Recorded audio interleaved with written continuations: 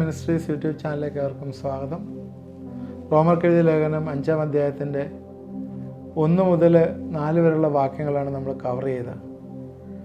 കഴിഞ്ഞ ദിവസം കഷ്ടങ്ങളിൽ നാം പ്രശംസിക്കുന്നു എന്ന് പറഞ്ഞു, പ്രത്യാശയ്ക്കോ ഭംഗം വരുന്നില്ല എന്ന് പറഞ്ഞു. ഈ ഭംഗം വരുന്നില്ല എന്ന് പറയുന്നതിൻ്റെ മീനിങ് എന്ന് പറയുന്ന and hope maketh not ashamed. പ്രത്യാശയ്ക്ക് ഭംഗം വരുന്നില്ല എന്ന് പറഞ്ഞാൽ ലജ്ജിപ്പിക്കുന്നില്ല എന്നുള്ളതാണ്. പ്രത്യാശ നമ്മളെ ലജ്ജിപ്പിക്കുന്നില്ല. കാരണം അതിനകത്ത് എഴുതിയിട്ടുണ്ട്, because the love of God is shed abroad in our hearts by the Holy Ghost which is given to us. ദൈവത്തിൻ്റെ സ്നേഹം നമുക്ക് നൽകപ്പെട്ട പരിശുദ്ധാത്മാവിനാൽ നമ്മുടെ ഹൃദയങ്ങളിൽ പകർന്നിരിക്കുന്നുവല്ലോ. പ്രത്യാശയ്ക്ക് ഭംഗം വരുന്നില്ല, പ്രത്യാശ നമ്മളെ ലജ്ജിപ്പിക്കുന്നില്ല. കാരണം എന്താണ്? ദൈവസ്നേഹം പരിശുദ്ധാത്മാവിനാൽ നമ്മുടെ ഹൃദയങ്ങൾ പകർന്നിരിക്കുന്നു. ദൈവസ്നേഹം എന്ന് പറഞ്ഞാൽ ദൈവത്തിന് നമ്മോടുള്ള സ്നേഹം. നേരത്തെ പറഞ്ഞു, God so loved the world. Yohannan 3:16 ദൈവം നമ്മളെ, ലോകത്തെ നന്നായി സ്നേഹിച്ചു, അവൻ്റെ പുത്രനെ അയക്കുന്നതിന് വരെ സ്നേഹിച്ചു. ദൈവത്തിൻ്റെ സ്നേഹമാണ് നമ്മളോട്. അത് കർത്താവിനെ നമ്മൾ വിശ്വസിച്ച് കഴിയുമ്പോഴേ ദൈവത്തിൻ്റെ പരിശുദ്ധാത്മാവിൻ്റെ നമ്മുടെ ഹൃദയങ്ങൾ പകർന്നിട്ട് ആ ദൈവസ്നേഹത്താൽ പരിശുദ്ധാത്മാവിനെ നമ്മുടെ ഹൃദയങ്ങൾ പകർന്നിരിക്കും. ഈ ലേഖനത്തിൽ പരിശുദ്ധാത്മാവിനെ കുറിച്ച് പറയുന്ന ഭാഗമാണ്, ആദ്യമായിട്ട് പറയുന്ന ഭാഗമാണ്. നമുക്ക് നൽകപ്പെട്ട ദൈവത്തിൻ്റെ ആദ്യ ഫലം ആണ് പരിശുദ്ധാത്മാവ്. ഒന്നുകൂടെ ഞാൻ പറയാതെ ശ്രദ്ധിക്കുക, നമുക്ക് നൽകപ്പെട്ട ദൈവത്തിൻ്റെ ആദ്യ ഫലമാണ് പരിശുദ്ധാത്മാവ്. ആദ്യ ഫലം എന്ന് പറഞ്ഞാൽ ഫസ്റ്റ് ഫ്രൂട്ട്, ആദ്യ ഫലം, അത് പരിശുദ്ധാത്മാവാണ്. ഇതെപ്പോഴാണ് വരുന്നത്? ആദ്യം തന്നെ നമുക്കറിയാം, റീജനറേഷൻ, നമ്മളെ വീണ്ടെടുക്കപ്പെടുവാനായിട്ടുള്ള ചിന്ത വരെ കൊണ്ടുവരുന്നത് പരിശുദ്ധാത്മാവാണ്. ഞാൻ പെട്ടെന്ന് ഓർക്കുന്ന തമ്പിയുടെ ഹൃദയം എന്ന് പറഞ്ഞൊരു പുസ്തകം, ഒരു ലിറ്ററേച്ചർ പണ്ട് ട്രാക്റ്റ് പോലെ ഡിസ്ട്രിബ്യൂട്ട് ചെയ്യാൻ ചെറിയൊരു ബുക്ക്ലെറ്റ് ഉണ്ടായിരുന്നു. അതിൽ നിന്നൊരു റേ ഓഫ് ഹോപ്പ് പോലെ ഒരു റേ ഇങ്ങനെ തമ്പിയുടെ ഹൃദയത്തിലേക്ക് ഇങ്ങനെ വന്നു കഴിയുമ്പോഴാ ഒരുപാട് മൃഗങ്ങളുടെയൊക്കെ പടങ്ങളുണ്ട്. ആ മൃഗങ്ങളൊക്കെ അതിൽ നിന്ന് പുറത്തോട്ടിറങ്ങുന്നതിന് വേണ്ടി നിൽക്കുന്ന ഒരു കാര്യം. കാരണം പരിശുദ്ധാത്മാവ് ഒരാളിലേക്ക് പ്രവർത്തിക്കുമ്പോഴാണ് അവന് പാപത്തെക്കുറിച്ച് ബോധം വരുന്നത്.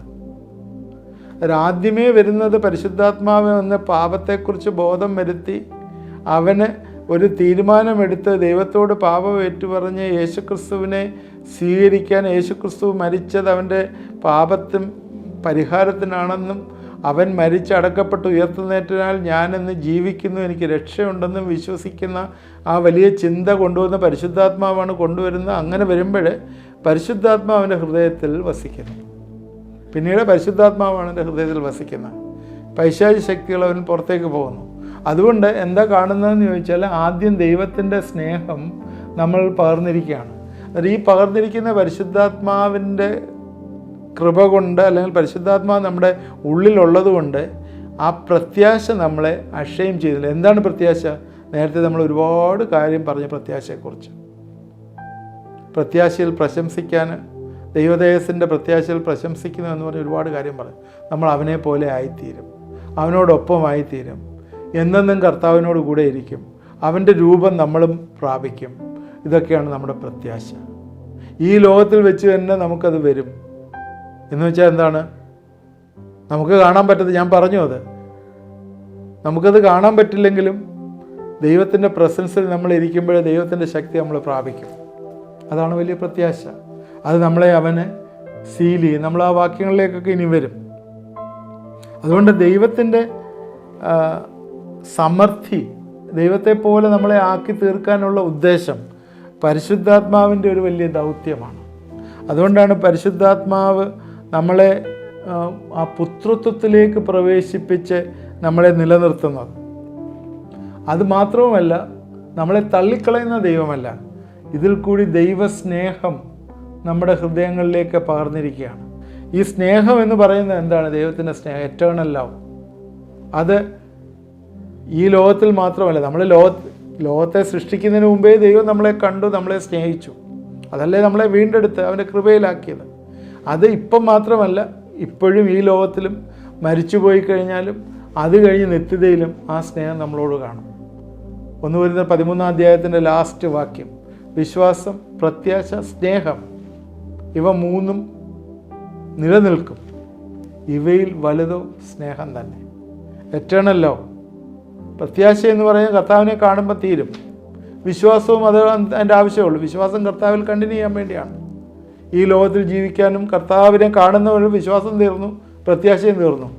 സ്നേഹം, that will be everlasting, അതെന്നേക്കും ഉണ്ടാവും.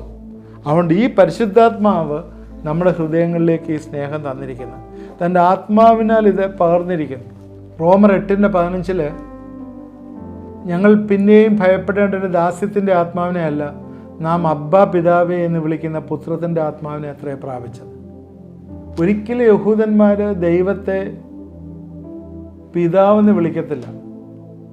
അഡോണായി എന്ന് പറയും, യഹോവ, യാഹ്വേ എന്ന് പറയുന്ന ദൈവത്തിൻ്റെ സന്നിധിയിൽ അത്രയ്ക്കും ആ പേര് പോലും ഉച്ചരിക്കാനായിട്ട് യഹൂദന്മാർക്ക് പറ്റത്തില്ല. അത്രയ്ക്കും ഒരു റെവറൻസ് ആയിരുന്നു.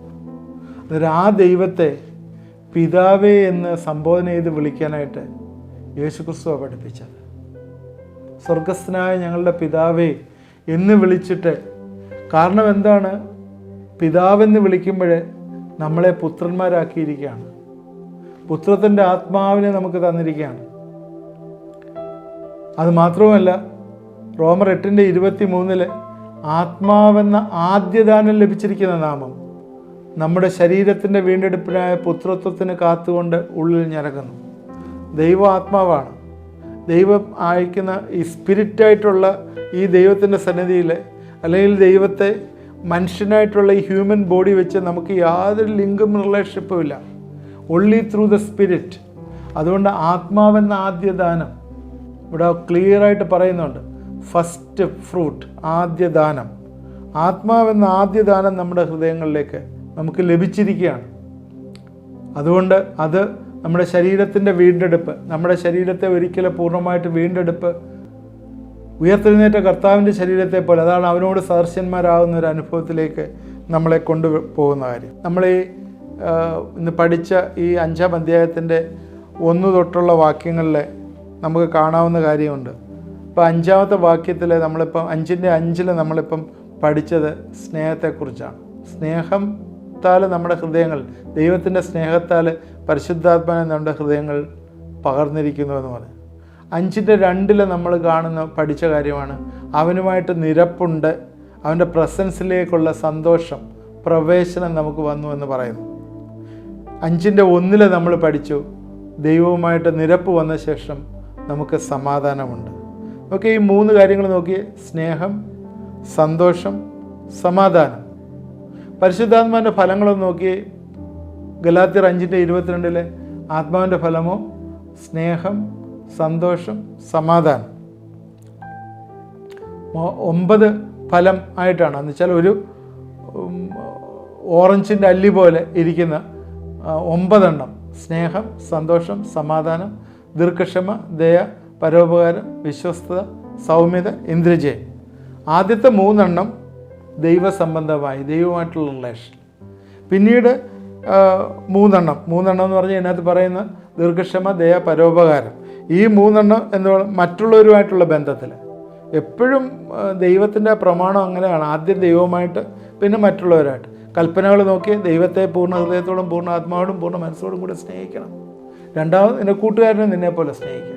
ഫസ്റ്റ് വെർട്ടിക്കൽ, പിന്നെ ഹൊറിസോണ്ടൽ, കുരിശിൻ്റെ ചിഹ്നം. ഓക്കെ, അന്നേരം ആദ്യത്തെ 3 എണ്ണം ദൈവസംബന്ധമായി, അടുത്ത 3 എണ്ണം മറ്റുള്ളവരുടെ ബന്ധത്തിൽ, അവസാനത്തെ 3 എണ്ണം ഉണ്ട്. അതെന്താണ്?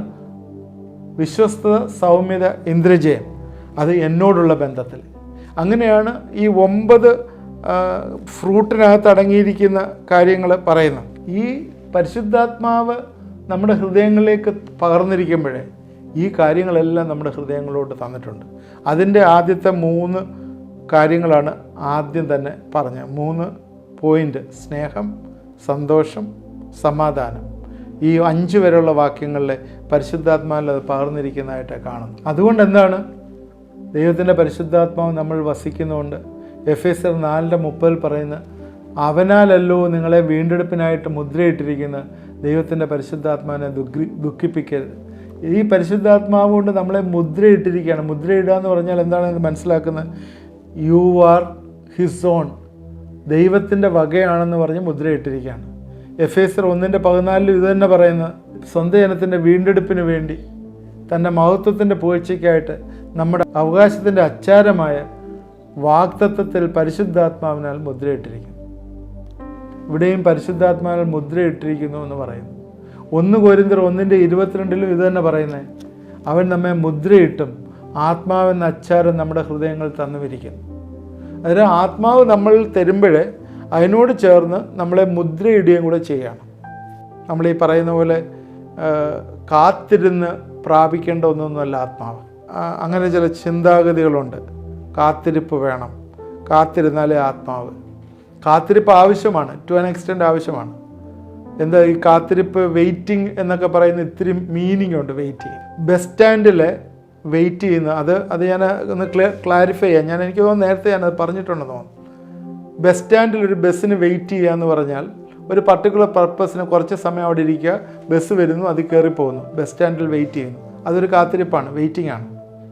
എന്നാൽ കല്യാണം ഉറച്ചിട്ട് കല്യാണത്തിന് വേണ്ടി കാത്തിരിക്കുക എന്ന് പറഞ്ഞാൽ അങ്ങനെ ബസ് സ്റ്റാൻഡിൽ ഇരിക്കുന്ന പോലെയല്ല ഇരിക്കുന്നത്. ചെറിയ വ്യത്യാസമുണ്ട്. അതെന്താ അതിൻ്റെ വ്യത്യാസം?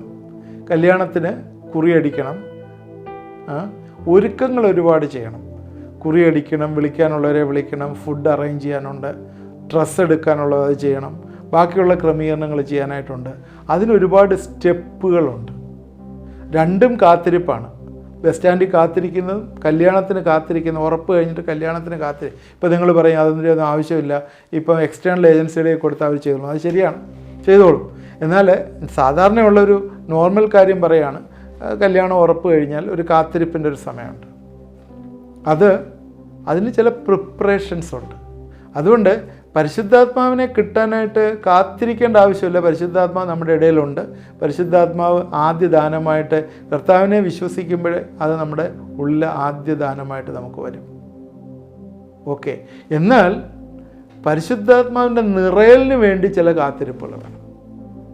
എന്ന് പറഞ്ഞാൽ നമ്മുടെ ജീവിതങ്ങളെ ക്രമീകരിക്കണം, ദൈവവചനം ധ്യാനിക്കേണ്ട പോലെ ധ്യാനിക്കണം, പ്രാർത്ഥിക്കണം, ഉപവാസം എടുക്കണമെങ്കിൽ അങ്ങനെ ചെയ്യണം, കൂട്ടായ്മയിലിരിക്കണം, സഭയിലിരിക്കണം, മറ്റുള്ളവരെ നമ്മൾക്ക് വേണ്ടി പ്രാർത്ഥിച്ചെന്ന് വേണമെങ്കിൽ പ്രാർത്ഥിക്കേണ്ടി വരും.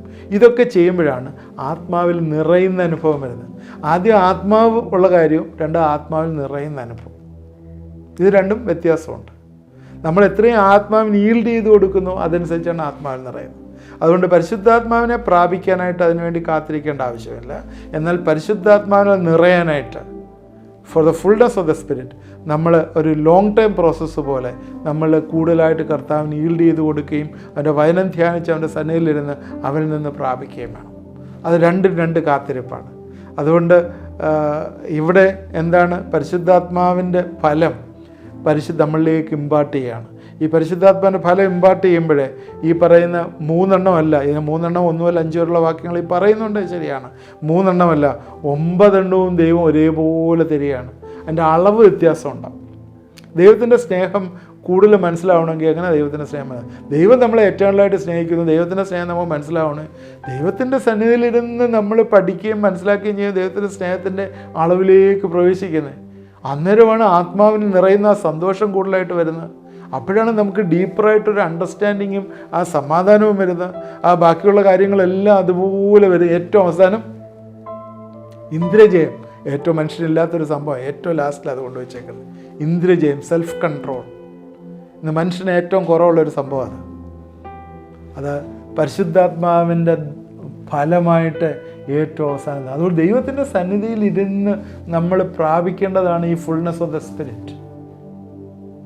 എന്നാൽ ദൈവം അത് നമ്മുടെ നീഡാണ്. ഇവിടെയാണ് സാങ്ക്ടിഫിക്കേഷൻ വരുമ്പോൾ ഇതിനെക്കുറിച്ച് കൂടുതലായിട്ട് ഞാൻ പറയാം. വിശദീകരണം വരുമ്പോഴത്തേക്ക് ഇതിനെക്കുറിച്ച് ഞാൻ കൂടുതലായിട്ട് പറയാം.